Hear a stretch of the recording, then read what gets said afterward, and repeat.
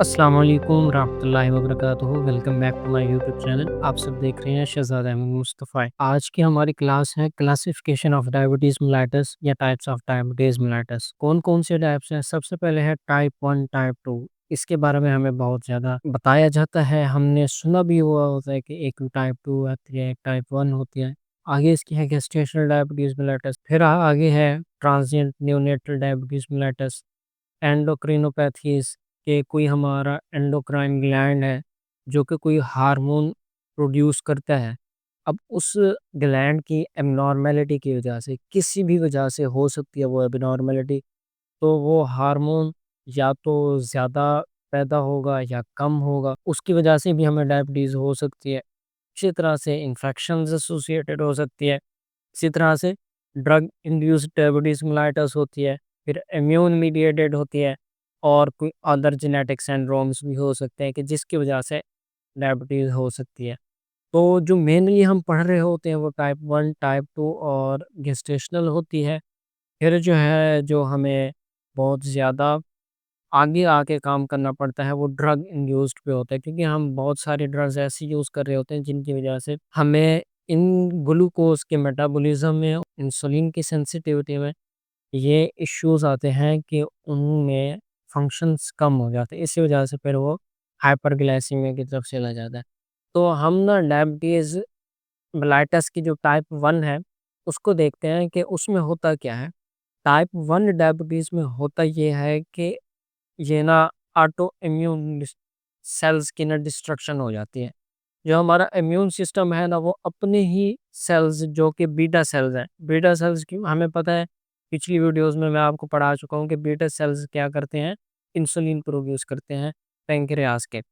अब क्या होगा कि जब ना हमारा अपना इम्यून सिस्टम है, मुदाफ़ियाती अमल है, वो क्या करेगा कि हमारे ही सेल्स के खिलाफ ऑटो इम्यून सिस्टम स्टार्ट कर देगा। क्या करेगा? ऑटो एंटीबॉडी स्टार्ट कर देगा। वो क्या करता है कि रॉन्गली ना समझता है कि जो हमारे सेल्स हैं वो फॉरेन पार्टिकल हैं, क्योंकि हमारा इम्यून सिस्टम उसी वक्त एक्टिवेट होता है जब उसको ये सिग्नल जाता है कि बाहर से कोई चीज़ आई है जो इस बॉडी के लिए हेल्पफुल नहीं है, वो किसी भी पार्ट को हार्म कर सकती है, तो वो एक सिग्नल जाता है, एक पूरा प्रोसेस है। तो उससे हमारा इम्यून सिस्टम एक्टिवेट होता है। B lymphocytes, T lymphocytes, macrophages ये जाते हैं फिर उसकी डिस्ट्रक्शन करते हैं। तो उसमें फिर एंटीबॉडीज़ बनती हैं। अब जो डायबिटीज़ मेलाइटस टाइप 1 है, इसमें भी यही होता है कि हमारा इम्यून सिस्टम जो है ना वो क्या करता है, बीटा सेल्स की डिस्ट्रक्शन कर देता है। अब जब बीटा सेल्स डिस्ट्रक्शन स्टार्ट हो जाती है तो मेनली हमारा बीटा सेल्स है ना, जिसने क्या करना है, इंसुलिन प्रोड्यूस करनी है। अब जब बीटा सेल्स की ही डिस्ट्रक्शन हो जाएगी तो इंसुलिन प्रोड्यूस नहीं होगा। तो टाइप 1 में होता यही है कि ना ऑटो एंटीबॉडीज बन जाती हैं, जिसकी वजह से पैंक्रियाज बीटा सेल्स इंसुलिन नहीं प्रोड्यूस करते। ठीक है। और टाइप 1 जो है ना, मैक्सिमम बहुत ज़्यादा जो है हमारी देखने को मिलती है हमें 30 साल से कम, ठीक है? ये बच्चों में भी हो सकती है, जेनेटिक फैक्टर भी आ जाता है, एनवायरमेंटल फैक्टर भी आ जाता है, तो उसकी वजह से भी कि किसी को थी और फैमिली बैकग्राउंड में था जेनेटिक्स की, तो उस वजह से भी टाइप 1 डायबिटीज़ हो जाती है। अब आगे है टाइप 2 डायबिटीज़ मेलिटस। अब जो हमारी टाइप 1 है ना, उसमें ना हमें इंसुलिन लाज़मी ही लाज़मी एक्सोजिनस एक्सोजिनस मतलब बाहर से इंसुलिन जो हमारे आजकल हमारी जो इस रिटेल फार्मेसीज़ पे अवेलेबल है, इंसुगेट है, एक्टरेपिड है, नोवोफाइन है, नोवारेपिड है। A lot of many insulins are available here in Pakistan on the retail pharmacies. तो वो जो है ना वो हमारी बाहर वाली हैं। तो टाइप 1 वाले को लाज़मन ब-लाज़मन जो है इंसुलिन चाहिए होती है।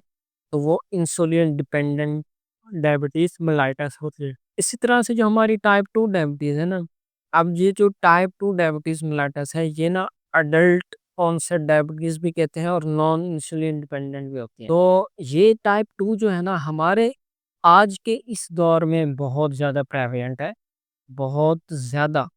टाइप 2 है और जो टाइप 1 है उसके रेयर का चांसेस है। ठीक है? वो बहुत कम है, 5% से 10% है। और जो हमारी डायबिटीज़ ये है ना, ये 90% तक जो है ना हमारे इस मुआशरे में आज पाई जाती है, क्योंकि हर घर के अंदर, देखिए मैं आपको आगे भी बताऊँगा कि हर घर के अंदर ये कोई ना कोई डायबिटीज़ का पेशेंट है, ठीक है? और ये जो है ना हमारा uh, with the passage of time, और ये जो है ना एक लेट एज तक स्टार्ट होती है, मतलब कि 30 के बाद 35 के बाद 40 के बाद बहुत से लोग वो जो कि ओवरवेट होते हैं, ओबीज होते हैं, या उनका पॉजिटिव फैमिली हिस्ट्री होती है, या कोई उनके अंदर इंसुलिन रेजिस्टेंस होती है। अब फॉर एग्जांपल ट्रंकल ओबेसिटी है, हाई ट्राइग्लिसराइड्स है, लो डेंसिटी लिपोप्रोटीन्स है, तो इसकी वजह से ना उसको डायबिटीज के चांस हाई हो जाते हैं।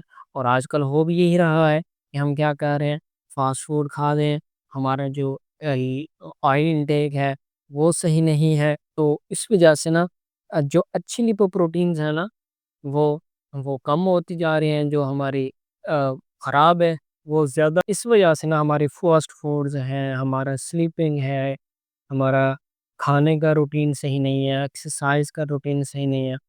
तो इस वजह से जो है ना, जो हम शुगर का जो हमारा शुगर इंटेक है, मतलब कि खाना है हमारा वो बहुत ज़्यादा है, उसकी कंज़प्शंस नहीं हो रही, उसकी ब्रेकडाउन नहीं हो रही, तो वो हमारी बॉडी के अंदर स्टोर होना शुरू हो जाता है, तो हमें डायबिटीज़ हो जाती है। और ये बहुत से केसेस ऐसे हैं जो आपको अपने सोसाइटी के अंदर इर्द-गिर्द मिल जाते हैं। अब इसके बाद जो है ना हमारी आती है गेस्टेशनल डायबिटीज़ मेलाइटस। ये आपको बहुत ही इस पे फ़ोकस करना पड़ेगा कि हमारे यहाँ अभी भी जो हालत है कि जो ये गेस्टेशनल कहते हैं, जो प्रेग्नेंट वुमेन्स होती है ना, उनको उस दौरानिए के अंदर, सिर्फ़ और सिर्फ़ उस दौरानिए के अंदर, प्रेगनेंसी के दौरानिए के अंदर जो डायबिटीज़ होती है, जो हाइपरग्लाइसीमिया की कंडीशन आती है, उसको हम गेस्टेशनल डायबिटीज़ मेलाइटस कहते हैं। ठीक है? कि ना जिसमें एक जो औरत है उसको सिर्फ़ और सिर्फ़ ड्यूरिंग प्रेगनेंसी, मैं दोबारा बता रहा हूँ, ड्यूरिंग प्रेगनेंसी जिसको हाइपरग्लाइसीमिया की कंडीशंस आएगी, उसको गेस्टेशनल डायबिटीज़ मेलाइटस कहेंगे। अब वो औरत जिसको पहले भी डायबिटीज़ थी, ठीक है? तो वो एक्सक्लूड होगी हमारी इस क्लासिफ़िकेशन से, क्योंकि उसको प्रेगनेंसी से पहले थी। तो इसलिए वो इस गेस्टेशनल डायबिटीज़ में नहीं आएँगे।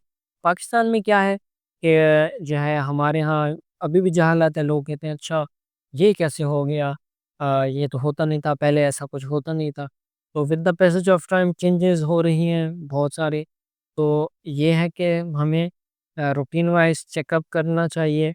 माँओं को ख़ुसूसन इस चीज़ का ख़्याल रखना पड़ेगा कि वो प्रेगनेंसी के दौरान अपनी जो डायबिटीज़, अपने रूटीन मॉनिटरिंग है, बीपी और हमारा ग्लूकोज़ मॉनिटरिंग, उसको वो कंटिन्यू करेंगी with the small break. 1 week के बाद, 1 मंथ के बाद वो अपना चेकअप कराते रहेंगे, ताकि उनकी मॉनिटरिंग होती रहे और वो इस चीज़ से सफ़र ना करें। और भी हमारी टाइप्स हैं जिस तरह से कि वो सेकेंडरी डायबिटीज़ है, मतलब एक प्राइमरी डायबिटीज़ क्या हो गई कि जो उसका मेन काज़ है उसकी वजह से, ठीक है? मेन कॉज़ेज़ जिस तरह से इंसुलिन नहीं बन रही है, इंसुलिन जो है ना हमारी रेज़िस्टेंस हो गई है, तो उस वजह से जो होती है वो हमारी प्राइमरी डायबिटीज़ मेलाइटस होती है। अब सेकेंडरी डायबिटीज़ मेलाइटस वो चीज़ होती है कि किसी और बीमारी की वजह से अगर हमें हाइपरग्लाइसीमिया हो जाए, शायद फॉर एग्ज़ाम्पल कुशिंग सिंड्रोम थी, ठीक है? एक्रोमेगाली थी, सिस्टिक फिब्रोसिस था, डाउन सिंड्रोम या पैंक्रियाज़ की कोई ऐसी अ, बीमारी थी, जिसकी वजह से जो उसका हाइपरग्लाइसीमिया जो है ना, वो कंडीशन हुई। क्योंकि उसमें हमारे पैंक्रियाज़ के बीटा सेल्स इन्वॉल्व नहीं थे, वो किसी और बीमारी, किसी और कॉज़ेज़ की वजह से हुई, तो इसलिए हमें इसको कहना पड़ता है सेकेंडरी डायबिटीज़ मेलाइटस, ठीक है? इसके बाद हो सकता है ट्रीटमेंट की वजह से हो रहा हो, ये मैं आपको एक बहुत अच्छा टॉपिक पढ़ाऊँगा यहाँ पे। अब आगे बे आता है मोनोजेनिक डायबिटीज़ मेलाइटस, जिसे ना हम मैच्योरिटी में जो हमें यंग्स पीपल में होती है, वो जो है ना उसको भी हम यही कहते हैं कि मोनोजेनिक वो होती है जो हमारे यंग पॉपुलेशन के अंदर हो जाती है। तो वो जो हमारी होती है वो होती है मोनोजेनिक, ठीक है? और ये भी जो है ना इनहेरिटेड है, और ये बहुत ही कम केसेस हैं इसके, कम 4% ओवरऑल केसेस हैं इसके। तो एक अडल्ट है जिसमें जो latent auto immune diabetes mellitus है, वो अडल्ट में होती है, जिसमें ना हमारे जो पैंक्रियाटिक सेल्स हैं उनकी डिस्ट्रक्शन स्टार्ट हो जाती है। अब आता है प्री डायबिटीज। प्री का मतलब पहले, डायबिटीज जिसको चांस हो कि आने वाले कई सालों में इसको डायबिटीज हो सकती है, एक रिस्क पे है। मतलब उसका जो शुगर लेवल है वो ऐसा है कि अगर वो अपने आप को चेंज नहीं करता, अपने लाइफस्टाइल को चेंज नहीं करता, मॉडिफिकेशंस नहीं करता, तो उसको आने वाले कुछ सालों में चांसेस हैं कि वो हाई रिस्क पे होता है कि उसे आने वाले टाइप 2 में उसको डायबिटीज हो सकती है। तो उसे हम क्या कहते हैं, प्री डायबिटीज कहते हैं। इसी तरह से अब हमारी जो और है सिस्टिक फाइब्रोसिस, मैंने आपको बताया कि ये डिजीज रिलेटेड है, किसी और डिजीज की वजह से हो सकती है। ये सेकेंडरी है सारी की सारी। मेनली हमें याद करनी पड़ेंगे टाइप 1, टाइप 2 और गेस्टेशनल डायबिटीज मेलाइटस, क्योंकि ये भी एक इम्पोर्टेंट फैक्टर है। काउंसलिंग करनी पड़ेगी, लोगों को बहुत कम पता है, तो इस वजह से हमें इस पे काम करना पड़ेगा। उम्मीद करता हूँ समझ आई होगी। इंशाल्लाह अगला टॉपिक हमारा बड़ा है, वो है ड्रग इंड्यूस्ड डायबिटीज मेलाइटस। इंशाल्लाह उसको हम अगली वीडियो में डिस्कस करेंगे।